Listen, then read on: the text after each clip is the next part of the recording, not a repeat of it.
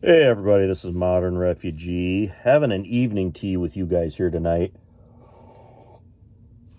And I just got back from the city, had some spare time this afternoon, so I decided I was going to head into the city and see what the grocery situation looked like, and check out the general availability of things, and just kind of put my finger on the pulse of the public in that area.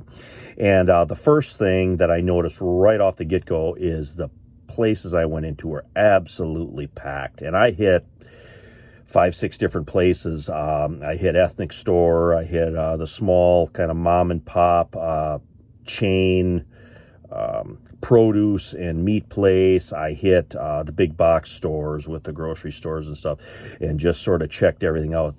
Every place I went into was absolutely packed. And I was kind of surprised about that. I mean, especially like the Asian market that I went into. Usually if you go in there, there's 3, 4 people in there. That's it. That place was packed. The parking lot was packed. And one good thing about the Asian market was they had a bunch of rice this time. The last time that I was in there, there were still sort of ramifications of India banning the export of rice and that kind of stuff. So there was like a lot of runs on rice, and you couldn't find bigger quantities of rice in a lot of different places, but not today. They had, if you needed a 50-pound bag of rice or a 20-pound bag of rice, or if you wanted different kinds, whatever, the place was well stocked in rice, which was really good. I actually went there for some chili sauce, some soy sauce, got a really good deal on a larger quantity of some bok choy. I'm going to make a couple of things here with bok choy coming up. And yeah, I got them little baby bok choy heads. I don't know, there was probably 8 or 9 of those in a bag, and I paid $5 for them. So I thought that was a really good price. And the big box stores, when it comes to eggs, except for the most expensive options, were completely and totally out. And the prices at the big box stores went anywhere between, or the bigger chain places were anywhere between like $4.50 a dozen to $6, which I thought was insanely expensive, because at the fruit and meat market, that's sort of a local chain around here, they get their eggs from our egg place that's right up the road here from where we're at. They had the eggs limited to 2 dozen per customer, and they had jumbos, they had extra large, and they had large. The jumbos were $2.99 a dozen. The extra larges were $2.89, and then just the regular larges were $2.79. So I grabbed 1 dozen there. Produce generally is higher than it was the last time I went shopping. So stuff like tomatoes, potatoes, onions, the staple stuff, all that stuff was, I'd say, 50 cents a pound higher, or 50 cents to $1 a bag, depending on what the size was, more, right straight across the board. Ground beef was another thing I noticed has taken a jump.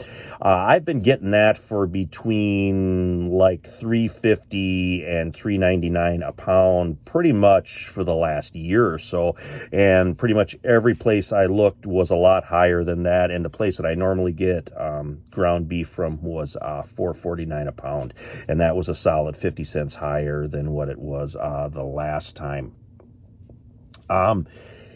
Everybody had full carts full of stuff. I did hit a couple of the Hispanic aisles. I do a lot of shopping in the Hispanic aisles in the bigger stores in the city.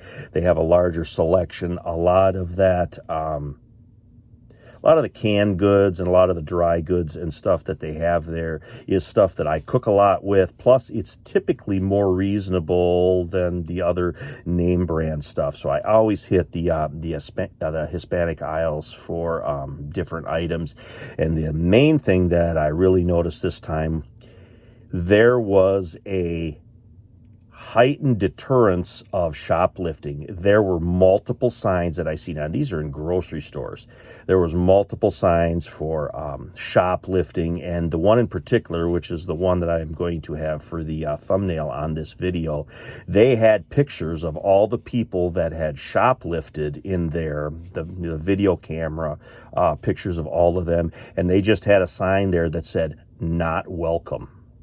And then they had another sign from the police department on another wall there, warning everybody about shoplifting. And the other stores that I went into, the larger stores, there was sort of a heightened sense. There was people at the door. There was just, I caught it right away when I walked in there that they were keeping more of an eye on things. I seen more people at the self-checkouts, Usually, there's like, 10 or 15 of those, and there's one person watching them. There was like 3 to maybe 4 registers for one person watching those registers, which is like sky high compared to what it normally is. Usually there's 10 registers, there's one person, but it wasn't like that this time. And I don't know if it was just the excess people that were shopping on this particular day, or if they're seeing more and more shoplifting and theft of food. Not a good sign for the general overall condition of the economy and, the population in that particular urban area. I have really